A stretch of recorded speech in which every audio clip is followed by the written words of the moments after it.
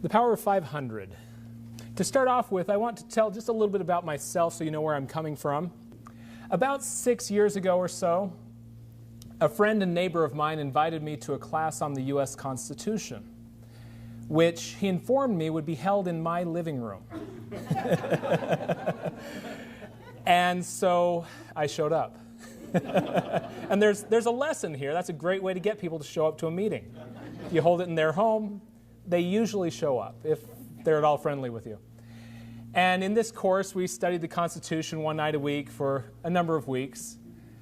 And two things that it really solidified for me. Number one, that most of the problems our nation is facing today are because we're not applying the Constitution anymore. Yeah. That a return to the Constitution would almost overnight solve most of the problems we're facing. The other thing it created for me was this passion, a passion to learn these principles of the Founding Fathers and to do something to get us back to it. Desperately looking for a solution, and it wasn't until after a while of being a member of the John Birch Society that I realized what I had joined. And so this afternoon I'm going to share with you some of what I discovered. That maybe I'm a slow learner. It took me a while to realize all of this. But the first thing, just kind of going back to what I discovered through that constitutional studies, and that is that our nation really is not following the Constitution that all of our elected officials swear to uphold. I will compare this to, for example, I often teach about how Congress has specific enumerated powers. They have a list of powers that they can make laws regarding. And if it's not on the list, they don't have the power. Now, you take your car into the auto shop to have the brake pads changed out. They're getting a little thin. The computer on the car tells you it's time to change your brake pads. So you take it in and say, I'd like you to change out my brake pads. What did you just do? You gave the auto shop some specific enumerated powers for what they can do to your car, right? And that's usually pretty well understood. And when I come to pick up my car, I hardly recognize it. It has a new paint job, a new stereo system. It's been turned into a lowrider, and they didn't change the brake pads. Well, you just employed the U.S. Congress auto shop because that's exactly what they're doing. They are ignoring the powers they're supposed to be doing, such as declaring war before we commit troops to war, or coining money. They're ignoring the powers they're supposed to be doing, changing the brake pads, and yet they're doing all kinds of things we never authorized them to do. This is my simple state of the nation explanation. That at least 80% of what the federal government's involved in today is not authorized by the Constitution. When we talk about trying to balance the budget, just imagine for a moment if we were to trim back the federal government by 80%. Do you think we could balance the budget? And this really sums it up. Congressman Pete Starr, where he says, in this country, the federal government can do pretty much whatever it wants to. And he's right, unfortunately, because we're letting them. They get away with doing pretty much whatever they want to. It's not legal, it's not authorized, it's not constitutional, but yes, they do, don't they? However, there is definitely reason to be excited, encouraged, and hopeful for the future. Some of you might have noticed in the last couple of years there's been a little bit of an increase in excitement about liberty and the Constitution across this country. New freedom groups starting up all over the place. This is definitely something that's encouraging. We've seen this happen before, though. We've seen cycles where Americans start to get excited about and enthusiastic about a constitutional movement again, and then it kind of dies down, and then it picks up again and it dies down. The question is, are we going to be able to turn it around this time? Are we going to keep this movement alive long enough to actually save the nation and turn the course that we're on? Now, to add to that, a statement from Robert Welch. He's the founder of the John Birch Society. In our bulletin back in 1970, the first half is encouraging to me. There has been plenty of energy and enthusiasm and money expended by patriotic Americans to have stopped the enemy several times over. The discouraging part now follows. Most of it, however, has actually and cleverly been shunted off course or guided in support of the very things the enemy wanted to accomplish. If we'd stop shooting ourselves in the foot, basically, we can win this thing. First thing we have to ask ourselves is, how do we solve this problem? Well, what's the root of the problem? If you go to the doctor and you're not feeling well, you tell him, I'm not feeling well, and that's all you've told him. And he says, well, what you need is this prescription, have a nice day, and you go home. How likely is that solution to help the problem? He doesn't even know what you have. Unfortunately, all too often I see freedom groups that are giving solutions that ignore the diagnosis. Are any of these the root of the problem? None of them really, right? If it was Obama, we had no problem before he was elected. And at the end of his 1 or 2 terms, whatever it turns out to be, problem solved. I wish it were that easy. But unfortunately, they are not the root of the problem. They're just symptoms. That when we're electing someone like Nancy Pelosi, she is a symptom of her district. She's a symptom of the understanding of her district. And when we keep electing people like that, that is a symptom of the state of the nation, how much we understand who we're electing and what that leads to. This is probably the best way I can illustrate what is the solution and the symptom at the same time. How many of you are familiar with this gentleman, Alexis de Tocqueville? Famous French philosopher, author, and so on. He came to America in the early 1800s to discover what? What made America great? I have right there the answer. This statement from his writings really sums it up to me, because he's describing when America did not have the problem that we have today. Think for a moment and apply this to today, where he says, in America, every citizen is taught the history of his country and the leading features of its Constitution. It's extremely rare to find a man imperfectly acquainted with all these things. And a person wholly ignorant of them is sort of a phenomenon. Does that sound like today to you? Let's apply this to today for just a moment. Looking at the second half, we'd have to say, today it's extremely rare to find a man even vaguely familiar with these things, and a person wholly educated on them is sort of a phenomenon. That's it, isn't it? If we had a society that we could describe that way, where would our nation be today? Would we be electing people like Obama, Pelosi, and we could talk about the other side of the aisle that's equally destructive of our liberties, whether it be Bush or we can name all kinds of names. Gingrich, one of my favorites.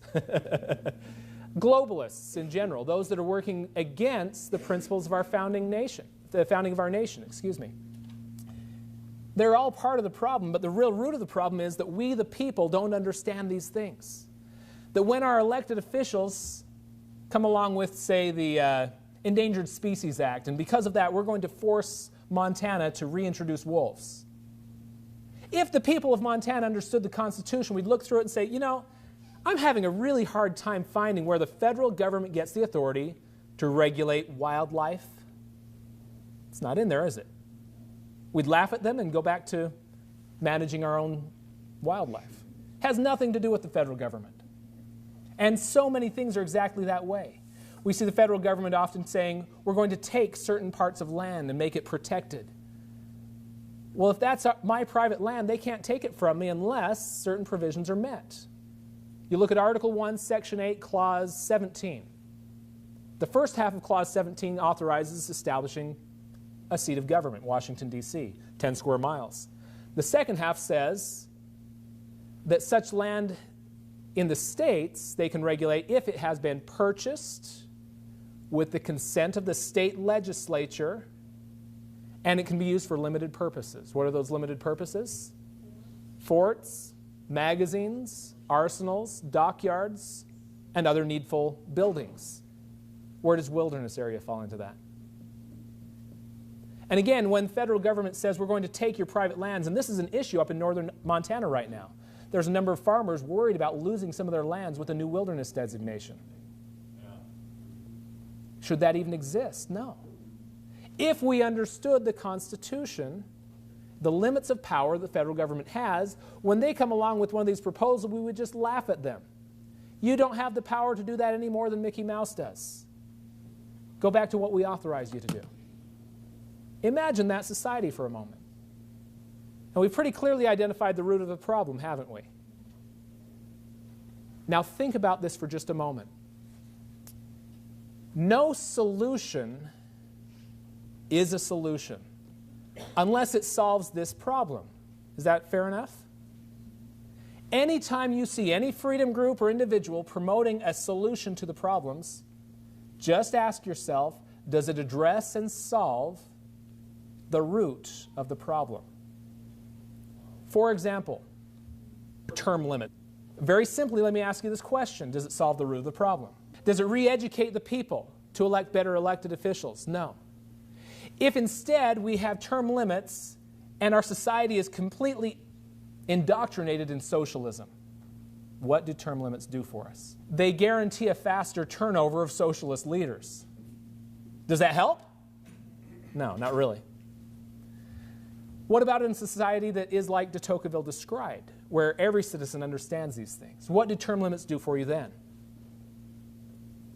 What they do is they tie your hands. That when you have a rare individual like Jefferson, Madison, Washington, those rare ones come along and serve us in political office, we no longer get to keep them for term limits, send them away when we would desire to keep them. And we have to settle for the more mediocre candidate. Doesn't help us then either, does it?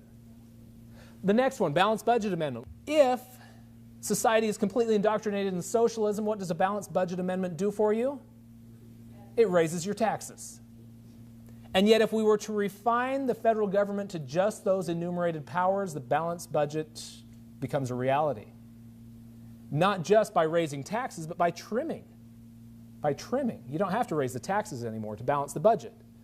And frankly, any other amendment proposal always implies that the Constitution is the problem. If we have to have an amendment to the Constitution of any kind, then we're placing the blame, the root of the problem was the Constitution was somehow inadequate. My response to that is, how would you know? They haven't used it in my lifetime. Right? Let's try it again. It really worked well the last time we tried it. And Constitutional Convention being one of those methods. But a Constitutional Convention has the potential dangers of making changes to the Constitution with unintended consequences or intended ones. Either way, it's bad. The militant revolt, tax evasion, or revolution. The problem with this one, all three of them really can be lumped into this one thing, and that is none of these will work unless we're successful in rallying a major portion of society behind our movement, right? If we do a militant revolt, and there's 1,000 of us, and we march on Washington, who meets us before we get there? U.S. Army. And what are we considered? An insurrection. You look at Article 1, Section 8, I think it's right around Clause 14, or 15, I think it's 15, where it talks about Congress's duty to suppress insurrections. They would actually be exercising an enumerated power to stop us. Hey, at least they'd be following the Constitution. But do you see the problem? Unless we have a major portion of society educated on the problem enough to take that kind of extreme action, we're just a little faction, a little rebellion that gets squashed. But if you're successful in getting enough people behind your movement because you have educated them, you don't need your guns anymore. You've already won.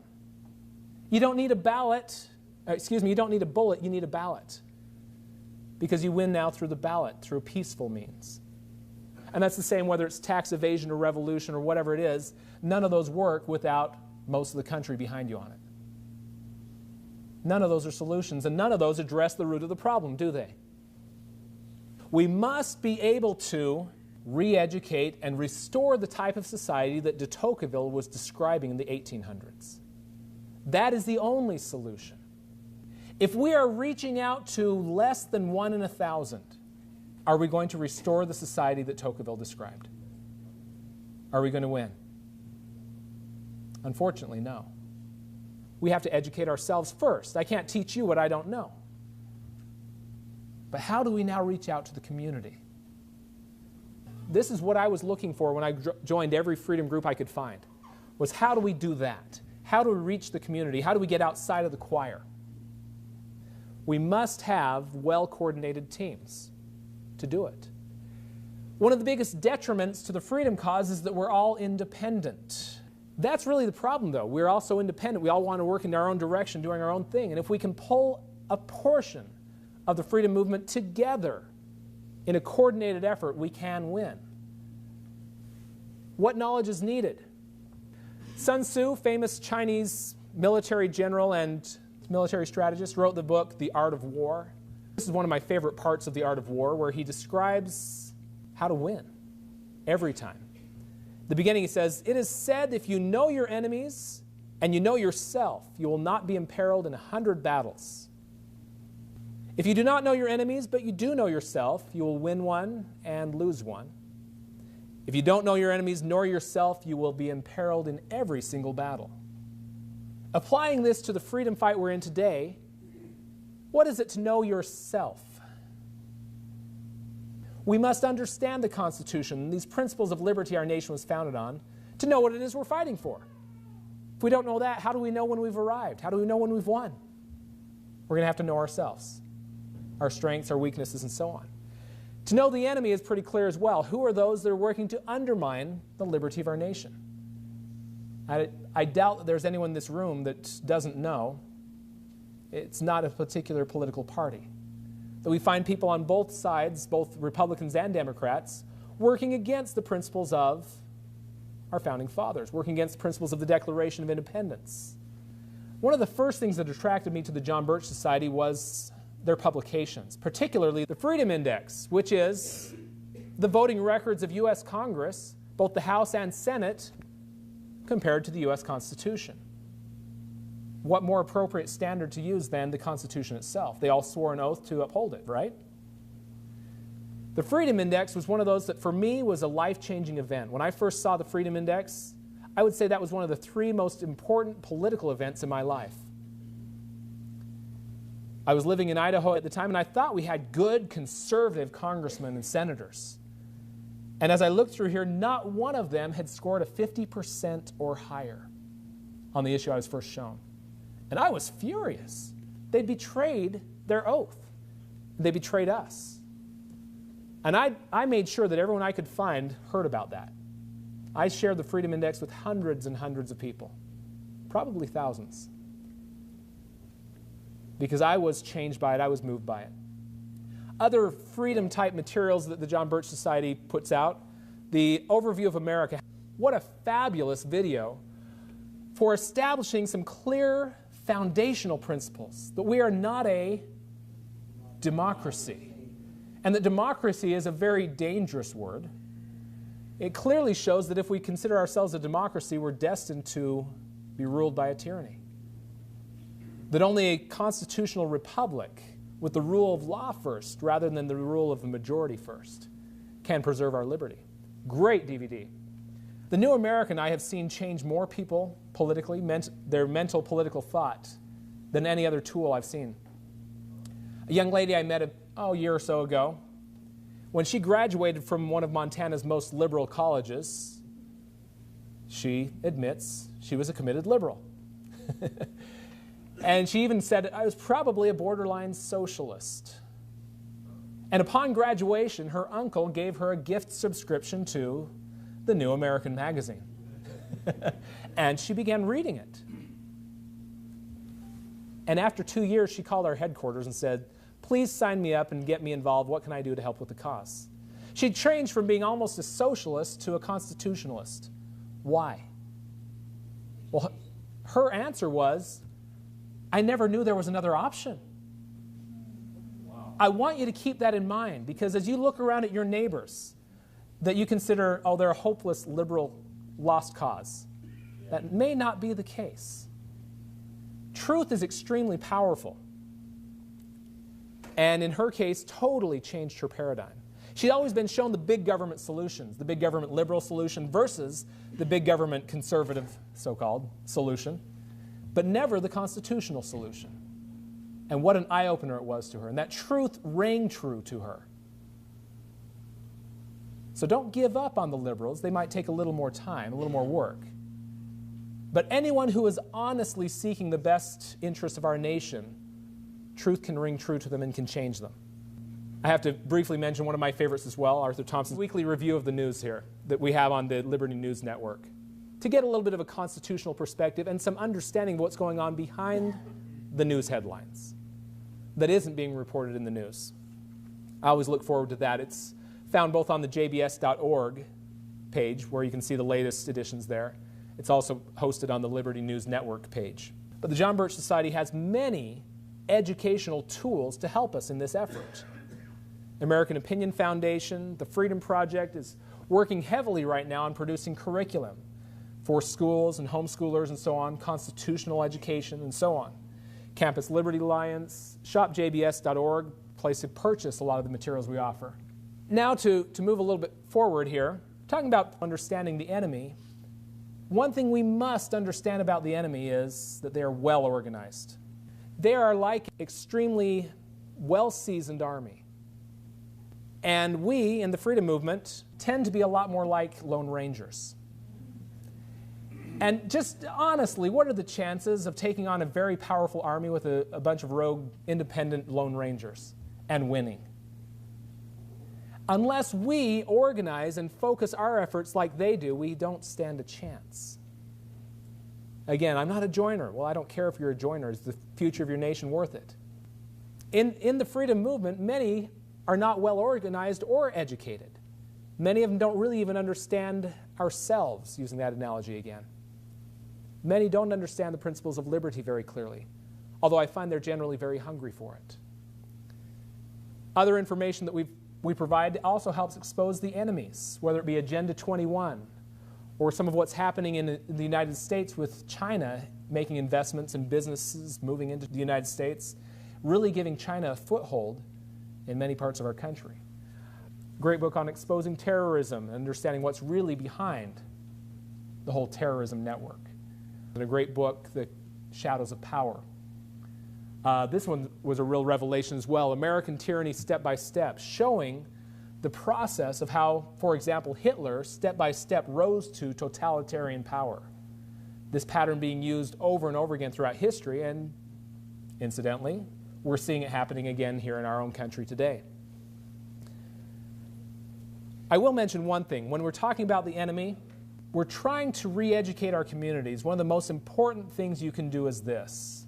You must maintain your reputation. For example, if I start talking to you about the Illuminati, this book right here is called Proofs of a Conspiracy, published in 1798, that exposes the origins of an organization called the Bavarian Order of the Illuminati. If I come to you and I start telling you that there's this Illuminati organization that's trying to take over the world and they're this alien race of reptilian shapeshifters, I might sound just a little bit loopy, right? You might start to think that whatever else I have to tell you is also equally crazy. And I've discredited myself. It's vital that we stick to well-documented facts and stay away from anything that's speculative when we're talking about the enemies who are trying to overthrow freedom. That theme has happened all throughout history. There have always been tyrants that have been trying to gain more power over people. Nothing new. But we must stay away from the speculative and crazy-sounding stuff if we're going to expect anyone to listen to us. Another publication from the John Birch Society, the Bulletin, is made available to those who are actual members. And it really is the instructions for what chapters should be focusing on. Back when I first joined the John Birch Society and had no clue of what I was doing, Dale Pierce appointed me as the local chapter leader. Yes, I understood, and I had been studying intensely the principles of liberty and the enemy. But when it came to wisdom of how to apply that knowledge to effective action, I had no clue. It literally became my prayer on a regular basis. Please, Lord, guide me to wisdom to know what to do and how to do it. And for about 5 months of being the chapter leader, that continued to be my search and my prayer. And then one day, I was sitting down and relaxing in my office, and I picked up the bulletin, and I read the thing cover to cover for the first time. And I went running into my wife when I was done, and I said, "Eve, have they all been this good?" And she looked at me kind of scoldingly and said, "What, you haven't been reading them?" What a fool I felt. But that was what I was looking for. Here was the wisdom I was looking for on how to run an effective organization, what to focus on, how to do it, and so on. How do we reach outside the choir and reach the rest of the public and effectively re-educate them? Should we go talk to NBC and say, I've got some great information you guys would love to share? That's not going to work, is it? Some of you might realize they have a little bit of a slant and it's opposite of our direction. What about public schools? Sometimes some of the local schools are very favorable to showing overview of America in there, for example. We've had some of them thank us for bringing it to them. They loved it.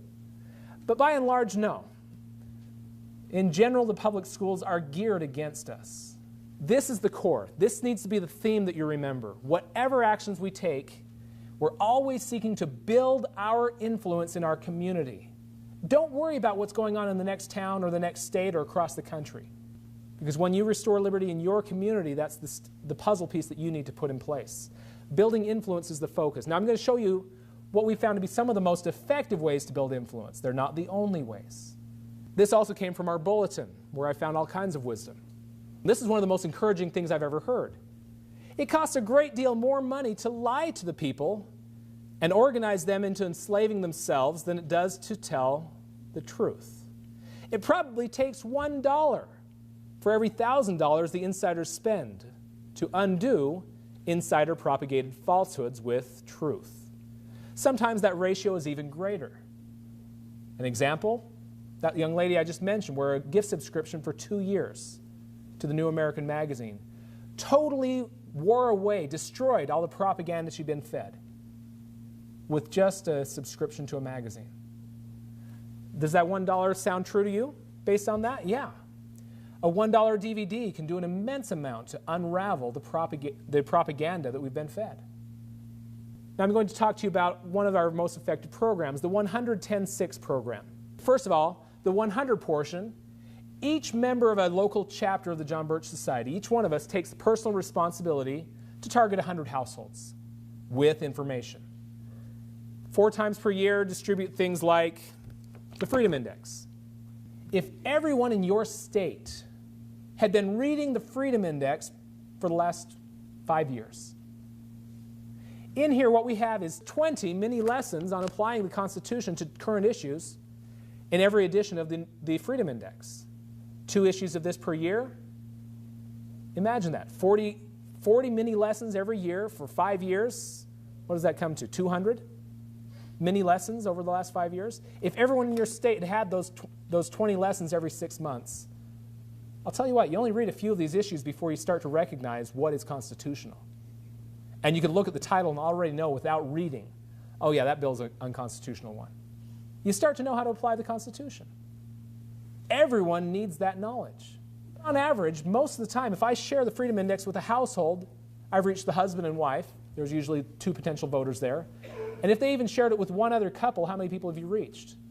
4. And we find that that's probably a low estimate per household, reaching 4 potential voters. That distributing to 100 households, we're probably reaching at least 400 voters. 400 voters times, let's say there's just 10 of us in our local chapter. Those 10 are potentially reaching 4,000 voters. I'll talk about Montana for just a moment.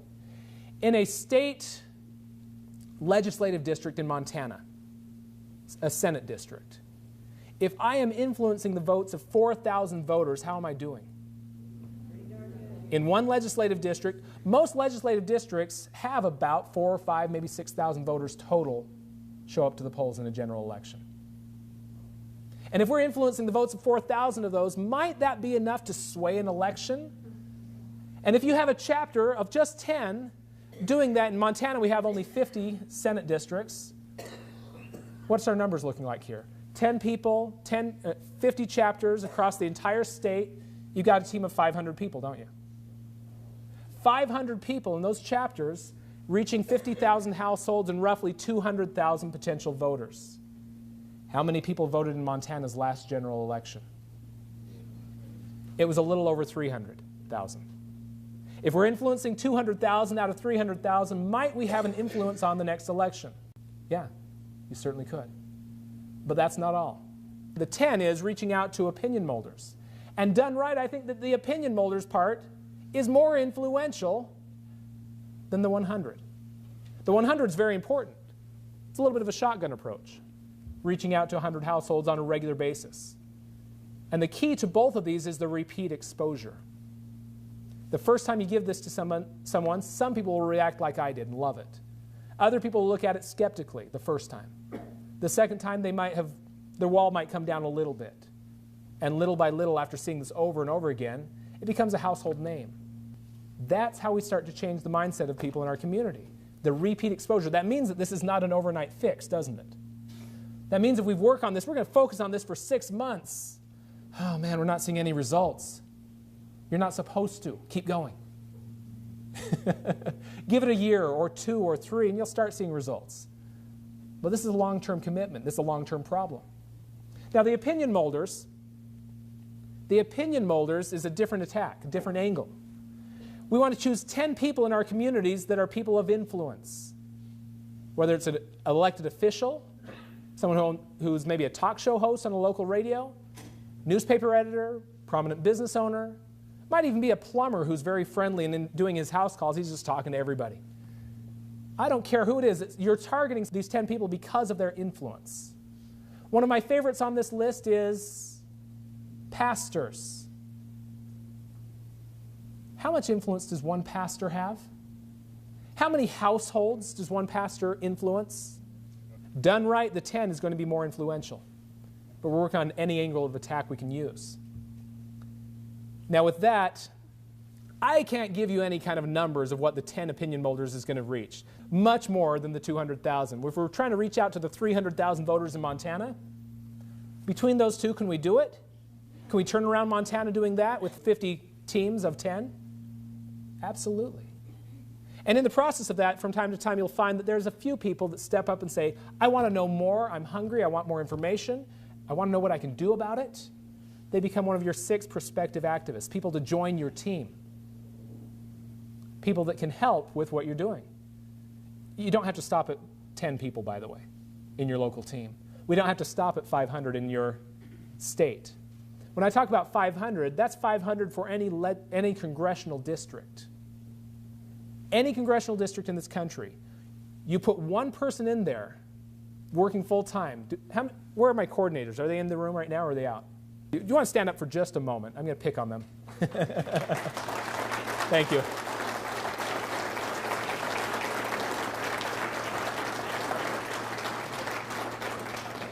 Now, these gentlemen, what they've agreed to do for us is to work full-time building a team of 500 in their congressional district they're assigned to.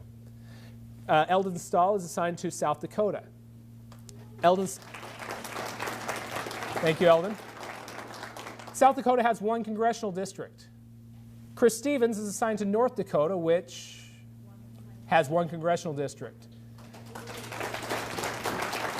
And then Jeff Hymas is assigned to Wyoming, which also has 1 congressional district. Build a team of 500 in each of those places, and what do? We turn around those states. Stepped out of the room is Michael Boyle, who's in charge of Montana. That's what it takes. It simply takes hiring one person, sending them to a congressional district, and say, build a team of 500. And honestly, you could drop me anywhere in the country, and I could build a team of 500. And if you have anyone who's willing to build their local team, I don't care if you don't know anyone in that community. If you work what I just showed you, you can build a team of 10 or 15 or 20 to turn around that community. You don't have to know anybody. It helps, sure. Do you remember this event? 9/12/2009, a couple people showed up to Washington, D.C. By all honest accounts, it was probably somewhere between 1.5 million to 2 million. Some of the lower accounts, maybe 1 million people showed up. A few people showed up anyway, quite a few. Showed up to Washington, D.C. to do what? To protest an out-of-control government and demand they get back in line, right? And they didn't listen. What did they accomplish, though? They did not accomplish getting Congress to turn around. What they did accomplish, I would say, is... Feel good. We're not alone. That's it. That's it right there. We're not alone. You look around you, and there's a few million people around you that are also fed up with the direction our nation's going. Great, there's definitely enough people out there who are dedicated to this cause. For the 2 million that showed up there, how many didn't make it? How many couldn't afford to go? Yeah, exactly. Most of us. There's far more that stayed home than showed up. Now, answer me this question. What would it cost for you to have gone? Do you think you could have gone and spent a weekend in Washington, D.C. for $500 or less? I'm going to use that number, by the way. It's at least $500, probably a lot more. Those that did go that I spoke to said $1,500, $2,500 or more. If we just said $500, and let's say there was only 1 million people there, how much was spent that weekend? Simple math, $500 million. But you see what I'm saying here? $500 million was spent on that weekend accomplishing We're Not Alone. What could we have done with that kind of money? Think about this for a moment. How many congressional districts are there in this country? 435 congressional districts. Divide 500 million. That means you have more than $1 million to use in every district. That is far more money than we need to hire a coordinator for every congressional district in this country. What could we have done with even a fraction of that money? Hired a coordinator for every district? Where would we be today? If we had a full-time coordinator building a team of 500 in every district in the country, within a few years, having that influence of 500, educating and restoring the society that de Tocqueville described. All of us can play a part in this, whether it's actively being part of that team of 500. Some of us may not physically be able to do that. Time constraints, health, or whatever. Some of us might be able to help financially with that. Some might be able to do both. Whatever the case, it comes down to really the spirit of our founding fathers who signed the Declaration of Independence. My favorite line of the Declaration of Independence is the concluding line. And for support of this document, with firm reliance on the protection of divine providence, they knew they were committing treason in the eyes of King George. Firm reliance on the protection of divine providence, we mutually pledge to each other what? Our lives, our fortunes, and our sacred honor. Today, there are many that are committing their lives to this cause, putting the time in. There are many who are committing their fortunes to this cause, funding everything we're doing here, making this possible. That we are right now hiring coordinators in many districts across the country. But lastly, our sacred honor. That's what all of us put on the line. I am willing to be called a right-wing wingnut, an extremist. What are the other names? A kook? There's all kinds of different names that they might call you, right? Some people don't want to join the John Birch Society because they don't want to be called a Bircher. I say get over it. Do you want to save your country or do you want to be called something nice?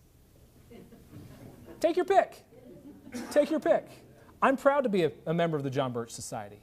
We have stood for, we're now in our 53rd year, fighting for freedom. And I can't tell you how many people come to me today saying, I used to think you guys were crazy, but now I realize you've been right all along. In conclusion here, I must bring in the Founding Fathers to back up what I've said. Thomas Jefferson being one of my favorite. He says, educate and inform the whole mass of the people. They are the only sure reliance for the preservation of our liberty. He agrees with me, doesn't he? That the only way we can preserve liberty is through educating not just our choir, but the whole mass, whole community. All around you, look around the room for a moment. Around us in this room, we're going through the same thing that happened in the late 1700s, and many great men stepped forward. Names like Washington, Jefferson, Hamilton, and so on. And around us today are similar men and women, stepping forward, devoting their lives to preserving liberty. One last quote from Jefferson and we're done.